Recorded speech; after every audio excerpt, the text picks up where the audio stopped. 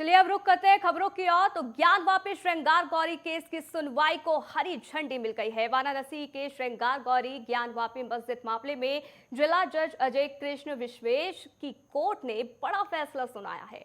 Court ने श्रृंगार गौरी में पूजा के अधिकार की मांग को लेकर दायर याचिका को सुनवाई के योग्य माना है। हिंदू पक्ष की ओर से ज्ञानवापी परिसर में स्थित श्रृंगार गौरी समेत अन्य धार्मिक स्थलों पर नियमित पूजा अर्चना करने की अनुमति दिए जाने की मांग की गई थी। वहीं मुस्लिम पक्ष ने कोर्ट में पोषणीय नहीं होने की दलील देते हुए इस केस को खारिज करने की मांग की थी। अब कोर्ट ने अपने फैसले में ये कहा है कि सिविल प्रक्रिया संहिता के आदेश 07 नियम 11 के तहत इस मामले में सुनवाई हो सकती है। वहीं जिला जज अजय कृष्ण ने 24 अगस्त को इस मामले में आदेश सुरक्षित रख लिया था। हिंदू पक्ष के वकील विष्णु शंकर जैन ने कहा है कि कोर्ट ने हमारी बहस को मान लिया है, मुस्लिम पक्ष के आवेदन को रद्द कर दिया गया है। कोर्ट ने कहा है कि याचिका सुनवाई योग्य है। अब इस मामले की अगली सुनवाई 22 सितंबर को होगी। याचिकाकर्ता सोहन लाल आर्य ने कहा है, ये हिंदू समुदाय की जीत है। अगली सुनवाई 22 सितंबर को है। आज का दिन ज्ञानवापी मंदिर के लिए शिलान्यास का दिन है। हम लोगों से शांति बनाए रखने की अपील करते हैं। साथ ही साथ याचिकाकर्ता मंजू व्यास ने कहा है कि आज पूरा भारत खुश है। मेरे हिंदू भाई बहनों को जश्न मनाने के लिए दिए जलाने चाहिए।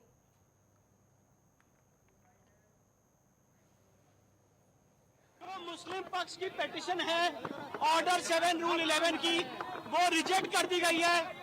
प्लेसेस ऑफ वर्शिप एक्ट का आर्गुमेंट रिजेक्ट कर दिया है, वक्फ एक्ट का रिजेक्ट कर दिया है और 22/9 में इसकी अगली तारीख लगाई गई है। इस जजमेंट के बहुत बड़े मायने हैं क्योंकि जो हमारी कमीशन की रिपोर्ट है अब वो पढ़ी जाएगी, उसके खिलाफ उनको ऑब्जेक्शन देना पड़ेगा और जो कमीशन की रिपोर्ट में शिवलिंग बरामद हुआ है अब उस पर आगे बात होगी। ये सारी महिला याचिकाकर्ताओं के लिए बहुत बड़ी जीत है। हम हर्षित हैं, हिंदू समाज हर्षित है, कि समाज सनातन धर्मी हर्षित है और पूरा उत्तर प्रदेश हर्षित है। आगे कार्बन डेटिंग की मांग होगी। मंदिर के जितने भी साक्ष्य हैं, जितने भी दीवार जिसमें से बाबा शिवलिंग, उनको दीवार तोड़ करके बिल्कुल साज ताकि नंदी और बाबा बात कर सकें। आगे यह कह कि 1990 वर्ष एक्ट यहाँ लागू नहीं होता, वक्फ बोर्ड लागू नहीं होता, लिहाजा मंदिर समर्थकों की विजय हुई। हाँ, वो ज्ञानवापी जो है मसाजिद के लोग बहुत देर तक मौजूद नहीं थे और जैसे ही माननीय जिला जज जी आए, हमें एक बार लगा कि आखिर क्या इसका बहिष्कार तो नहीं कर रहे हैं, लेकिन नहीं, जैसे ही जिला जज महोदय आए, मात्र एक अधिवक्ता मसाजिद के आए, जिससे वह कोरम पूरा हो जा रहा है, इसलिए उनको पूरा माना जाएगा। वहीं अब खबर जालना से, जहां भारी बारिश से लोगों को काफी परेशानियों का सामना करना पड़ रहा है। लोगों के घरों और दुकानों में पानी घुस गया है। वहीं लोगों का कहना है कि उनको काफी दिक्कतों का सामना करना पड़ रहा है। साथ ही लोगों ने कहा कि रोड और नालों की हालत भी खस्ता है। प्रशासन को कई बार इसके बारे में अवगत कराया गया है, लेकिन किसी तरीके से कोई सुध नहीं ली गई।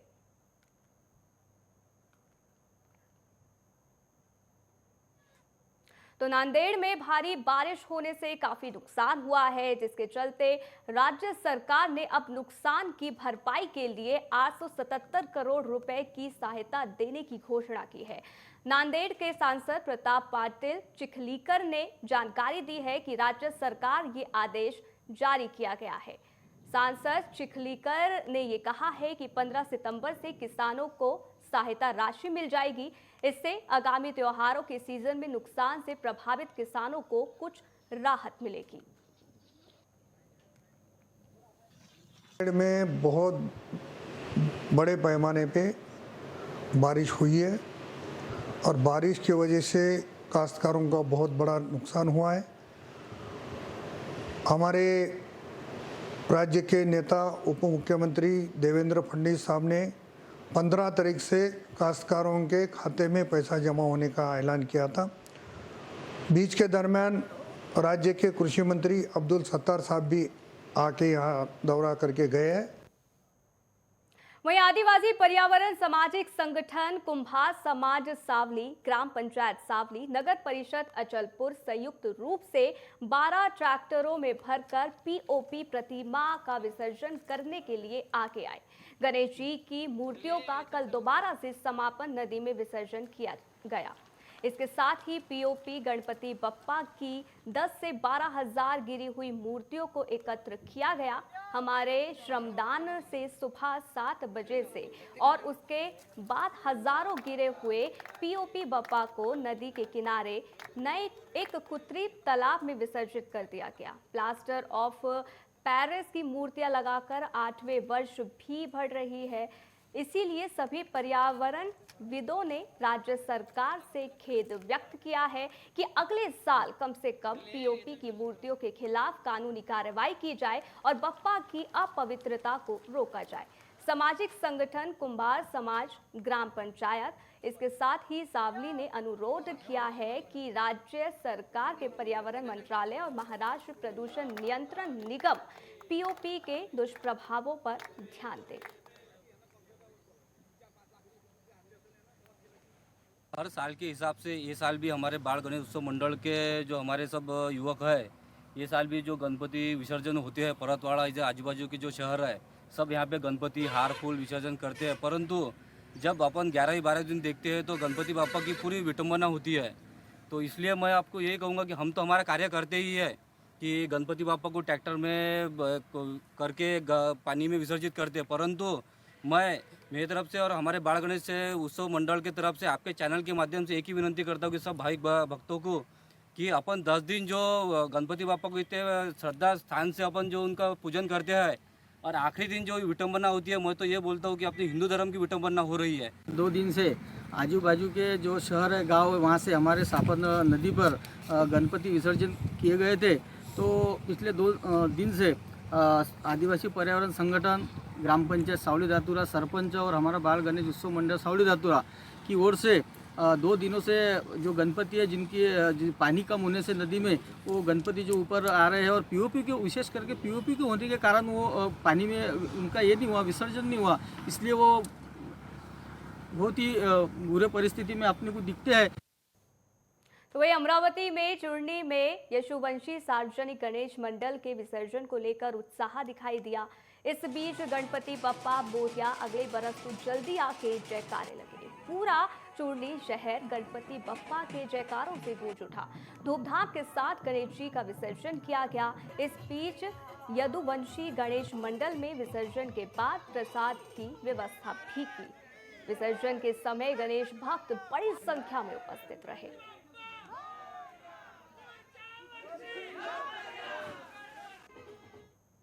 तो फिलहाल रुकेंगे छोटे से ब्रेक के लिए, चल लौटते हैं।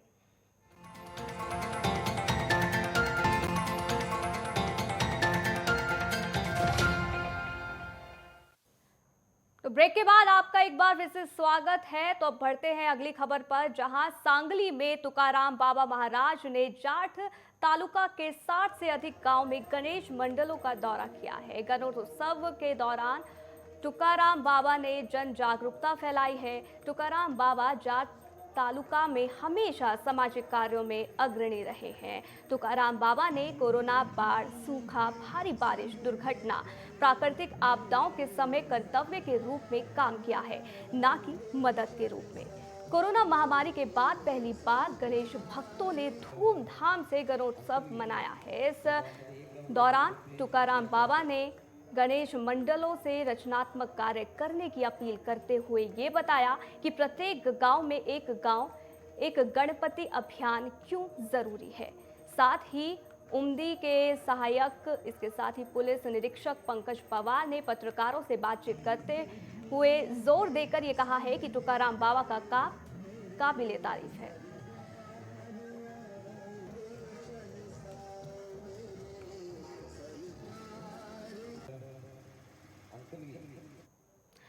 तो अहमदनगर जिले के सकल दिगंबर जैन पर्युषण पर्व के पावन पर्व को गणेशोत्सव से शुरू होकर 10 दिनों तक मंदिर में विभिन्न धार्मिक कार्यक्रम करते हुए मनाते हैं। आपको बता दें कि जैन उपासकों ने ये कहा भी है कि इस पर्युषण पर्व व्रत का महत्व विकारों से दूर रहकर और शांति प्राप्त करता है। अहमदनगर जिले के दिगंबर जैनियों के विभिन्न धार्मिक स्थलों में पूजा करते हुए जैनियों के 24वें तीर्थकर भगवान महावीर स्वामी को फूलों से सजाए गए रथ और पालकी में बिठाया गया।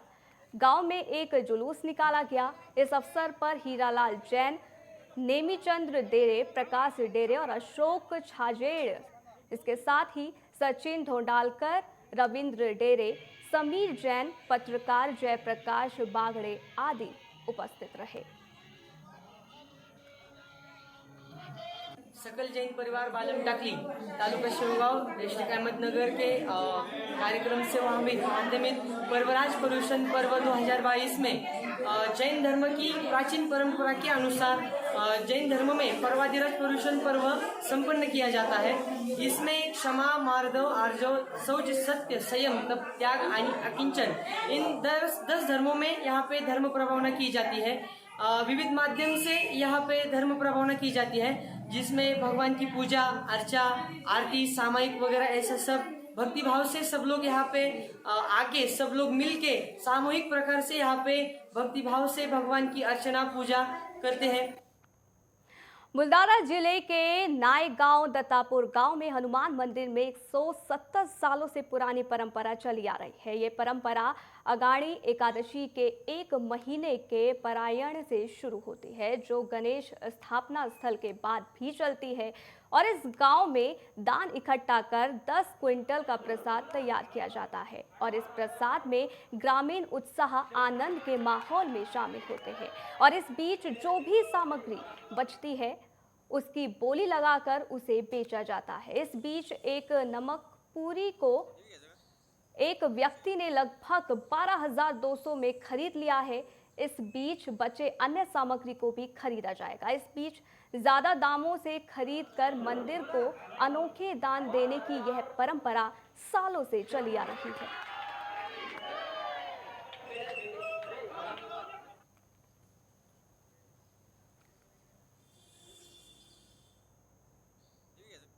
तो ऑल वर्ल्ड गायत्री परिवार के प्रमुख डॉक्टर चिन्मय पांड्या ने आज मुंबई में महाअश्वमेध यज्ञ की घोषणा की है। महाअश्वमेध यज्ञ महाराष्ट्र, गुजरात, मध्य प्रदेश, राजस्थान और उत्तर प्रदेश से आए हजारों गायत्री साधकों के बीच में 2024 में मुंबई में होने वाला है।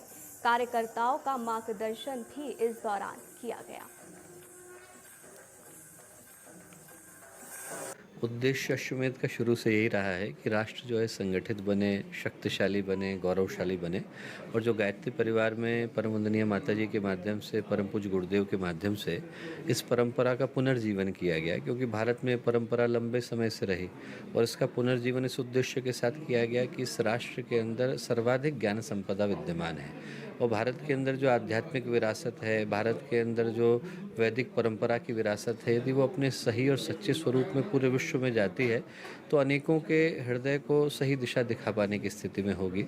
आज गडकरी रंगायतन ओल्ड थाना में गायत्री परिवार मुंबई एवं महाराष्ट्र का अश्वमेध संकल्प समारोह कार्यक्रम संपन्न हुआ, जिसमें सभी भाग लिए परिजन ने अश्वमेध की सफलता के लिए और अश्वमेध में जन जन की भागीदारी के लिए एक संकल्प लिया गया कि हम घर घर जाएंगे और आहुति स्वरूप, अश्वमेध आहुति स्वरूप 1 मुठ चावल और 51 रुपया अश्वमेध निमित्त निकालेगा। अब फिर से सतयुग आएगा, अब फिर से सतयुग आएगा, आएगा आएगा।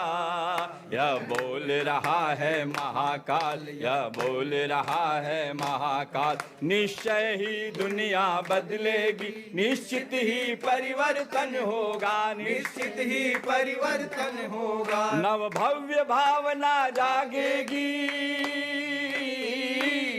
नव भव्य भावना जागेगी। नवयुग का आरोहण होगा, नवयुग का आरोहण होगा। है कौन शक्ति जो रोक सके, हो है कौन शक्ति जो रोक सके। अब काल चक्र की प्रबल चाल, या बोल रहा है महाकाल, या बोल रहा है महाकाल, या बोल रहा है महाकाल। रुकेंगे एक और छोटे से ब्रेक के लिए, जल्द हाजिर होते हैं।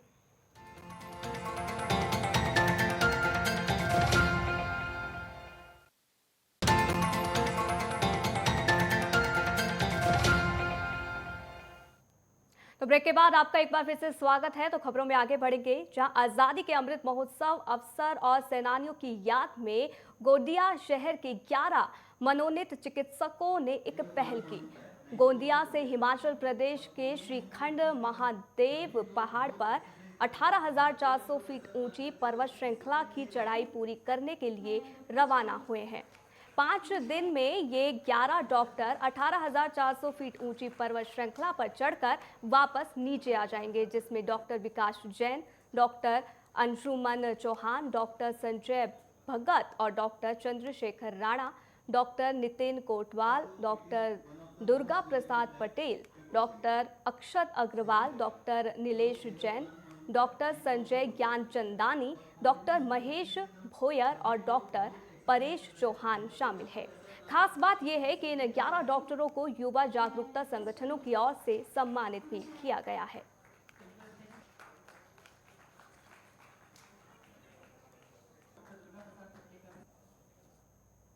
तो वहीं बीजेपी प्रदेश अध्यक्ष चंद्रशेखर बावनकुले नासिक दौरे पर रहे। बता दें कि महाराष्ट्र में बीजेपी की सरकार बनने और बीजेपी प्रदेश अध्यक्ष बनने के बाद बावनकुले का यह पहला नासिक दौरा है। इसी दौरान प्रदेश अध्यक्ष ने छत्रपति शिवाजी महाराज को अभिवादन कर दौरे का शुभारंभ भी किया और वहीं नासिक रोड परिक्षेत्र में उनके स्वागत में बीजेपी कार्यकर्ता ने बाइक रैली का आयोजन भी किया। मौके पर पार्टी नेता लक्ष्मण सावजी, शहर अध्यक्ष गिरीश पालवे समेत विधायक राहुल भिकले मौके पर मौजूद रहे, जिसके बाद चंद्रशेखर बावनकुले ने बीजेपी के पदाधिकारियों और कार्यकर्ताओं के साथ बैठक भी की। बैठक में उन्हें संबोधित करते हुए जल्द ही नासिक नगर निगम समेत बारामती चुनाव क्षेत्र में भी कमल के खिलने की उन्होंने बात कही, जिससे कार्यकर्ताओं में उत्साह साफ दिखाई दिया।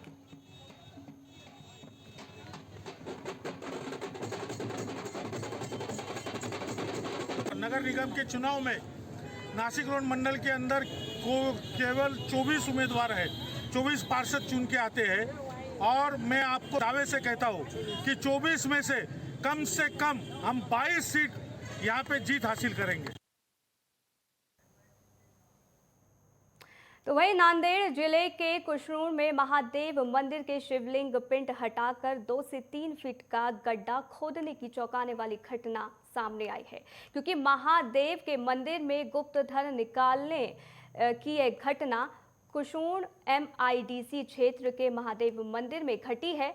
नायगांव तहसील के IPS अधिकारी अर्चित टांडक ने और उनकी टीम ने इस घटना को अंजाम देने वाले 3 आरोपियों को भी गिरफ्तार कर लिया है। आरोपियों के नाम क्या कुछ है वो भी आपको बताते हैं। अशोक मैसन बाड़ा और विष्णु दुकान, और इसके साथ ही आपको बता दें कि बालजी इरपे हैं। बता दें कि यह मंदिर 150 साल पुराना है और मंदिर बहुत ही उज्जवल है और कुछ पुराने विशेषज्ञों का ये कहना भी है कि इसमें धन छिपा हुआ है। ऐसी चर्चा से खलबली मची हुई है। इससे अंदाज़ा लगाया जा सकता है कि चोरों ने ये खुदाई की होगी। आपको ये भी बता दें कि ग्रामीणों ने अपनी भावना व्यक्त की है कि इस गुप्त धन की खातिर आस्था के स्थान पर ऐसा करना क्रोधित करने वाला है। कुशरूर पुलिस थाने में गुप्त धन निकालने का मामला दर्ज कर पुलिस इस बात की भी जांच कर रही है कि गिरफ्तार आरोपियों के साथ कोई और भी साथी तो नहीं था। IDC में ये Kuntur police station बिलोड़ी sub division के अंदर ये जगह आती है। इधर एक 150 साल पुराना महादेव जी का मंदिर है। इधर एक ऐसी वारदात हुई थी कि कुछ लोगों ने इस आशा में कि इधर गुप्त धन रखा हुआ है ज़मीन के नीचे, काफ़ी पुराना मंदिर है ये, तो एक ऐसी खबर शायद फैली थी पहले भी। तो इधर एक इनकी आशा थी कि इनको सोना मिलेगा या ऐसे गुप्त धन मिलेगा, तो उनने कुछ आरोपियों ने 1.5 फुट लंबा गड्ढा वहाँ पे खोदा था और उस पिंड को डिस्टर्ब भी किया था। तो एक वारदात, थोड़ी बड़ी वारदात हो गई थी। तो इस वारदात के बाद हमारी पूरी कुंटूर पुलिस स्टेशन की टीम एक्शन मोड में आ गई थी। तो गोंदिया में भारतीय जीवन बीमा निगम की आमगांव शाखा में अभिकर्ताओं का धरना और आंदोलन कई मांगों को लेकर चल रहा है। तो अभिकर्ताओं का यह आंदोलन आप साफ देख सकते हैं। बीमा क्षेत्र में अग्रणी भारतीय जीवन बीमा निगम की स्थापना के 66 वर्ष पूरे हो चुके हैं, लेकिन दूसरी ओर केंद्र सरकार की नकारात्मक नीति के कारण संगठन और एजेंटों का अस्तित्व भी खतरे में है। आपको बता दें कि केंद्र सरकार के विरोध और कार्यकर्ताओं की मांगों को पूरा किया जाना चाहिए। इन मांगों को लेकर आज एजेंट एसोसिएशन की ओर से सोना छवि के आमगांव परिसर में भारतीय जीवन बीमा निगम की आमगांव शाखा में काम बंद करने का विरोध अब शुरू कर दिया गया है। भारतीय जीवन बीमा निगम समाज में गरीबों तक पहुंचने और उन्हें बीमा करवा प्रदान करने का नाम है। ये संस्था केंद्र सरकार के अधीन कार्य कर रही है, क्योंकि यह संस्था पिछले कुछ सालों से IRD के दायरे में आ रही है। अब इसके दुष्परिणाम भी नजर आने लगे हैं। जो जरूरतें हैं, हम एजेंट भाइयों को जरूरतें हैं। आज कहीं ना कहीं हमें IRDA, LIC और सरकार कहीं ना कहीं हम पे बंधन ला रही और हमें कहीं ना कहीं बाहर निकालने की कोशिश कर रही।